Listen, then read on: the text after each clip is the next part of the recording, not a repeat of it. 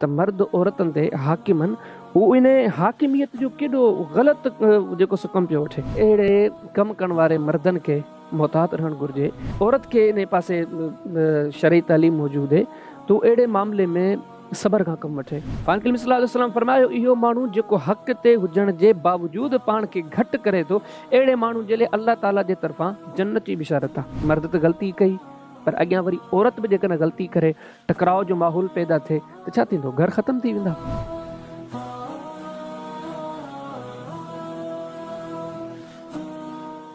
हाणे दादू मां इमरान जितो ई सवाल कनि था, शेख हाफ़िज़ शबीर अहमद जमाली साहब सवाल कनि था त मुड़ुस जे मना करण जे बावजूदु घरवारीअ जो पंहिंजे माइटनि सां मिलणु ऐं पंहिंजे वालिदेन जे घर वञणु कीअं आहे?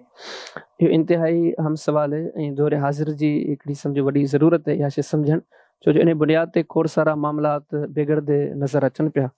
त इन मामले में ॿिनि शयुनि खे साम्हूं रखणु घुरिजे। सभ खां अव्वल त जेको मर्द रोके थो, पहिरियां त उहो ॾिसनि त उहो कहिड़े बुनियाद ते रोके थो। सभ खां अव्वल त उन खे इन क़दम खां रुकिजी वञणु घुरिजे, छो त इन मामले में शरीयत मुतहरात असांखे इहा तालीम ॾिनी आहे त औरत अगरचे उन जा वालिदेन काफ़िर छो न हुजनि, तॾहिं बि हुकम आहे त उहा पंहिंजे वालिदेन सां जोड़े रखंदी।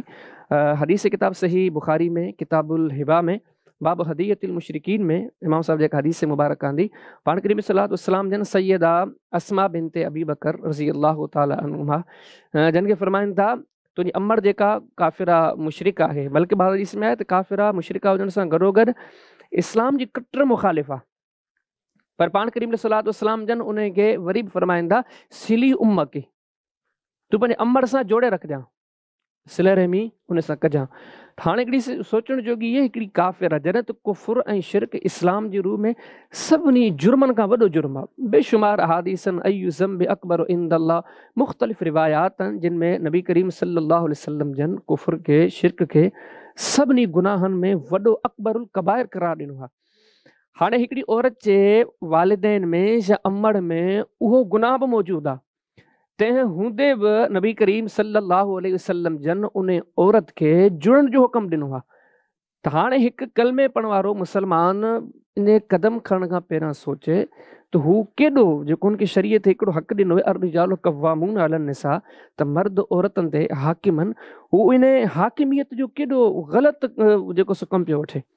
नबी करीम सल्लल्लाहु अलैहि वसल्लम ने अहिड़े मामलात में जॾहिं जोड़ण जो हुकम ॾिनो आहे त ही कहिड़ा बि उज़ुर ऐं सम्झो त माक़ूल बहाना पेश करे, पर तॾहिं बि इन उज़ुर खां घटि आहिनि, पर इन उज़ुर जे बावजूद बि नबी करीम सल्लल्लाहु अलैहि वसल्लम जन जोड़ण जो हुकम ॾिनो आहे। हिन में पहिरीं ॻाल्हि त इहा आहे त अहिड़े कमु करण वारे मर्दनि खे मुहतात रहणु घुरिजे।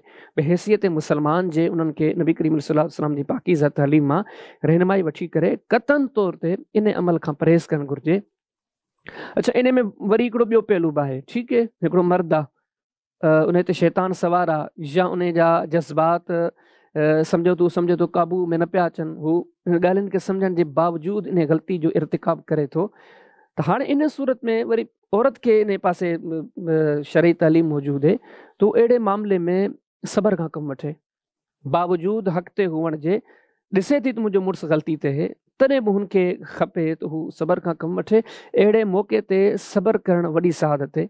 हदीस किताब सुनन अबी दाऊद में किताबुल अदब में इमाम साहब बाब क़ाइम कयो, बाब क़स्मिल ग़ैज़, त नबी करीम सल्लल्लाहु अलैहि वसल्लम फरमायो, हिकिड़ो माण्हू हक़ ते हुजण जे बावजूदु बि पंहिंजो पाण खे पोइते करे थो। पाण करीम सल्लल्लाहु अलैहि वसल्लम फरमायो, इहो माण्हू जेको हक़ ते हुजण जे बावजूदु पाण खे घटि करे थो, अहिड़े माण्हू जे लाइ अल्लाह ताला जे तरफ़ां जन्नत जी बिशारत आहे।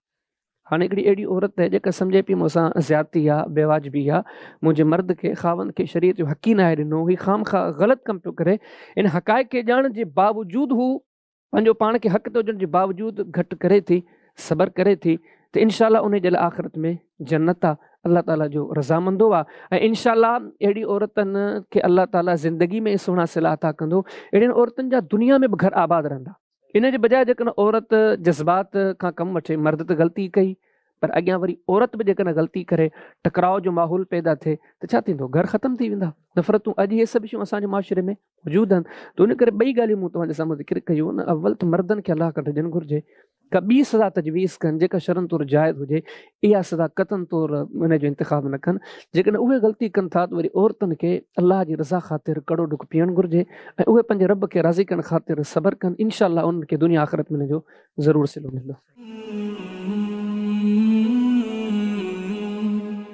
सब्सक्राइब करियो ऐं बेल आइकन ते क्लिक करियो त जीअं असांजी हर नई वीडियो जो नोटिफिकेशन मिले।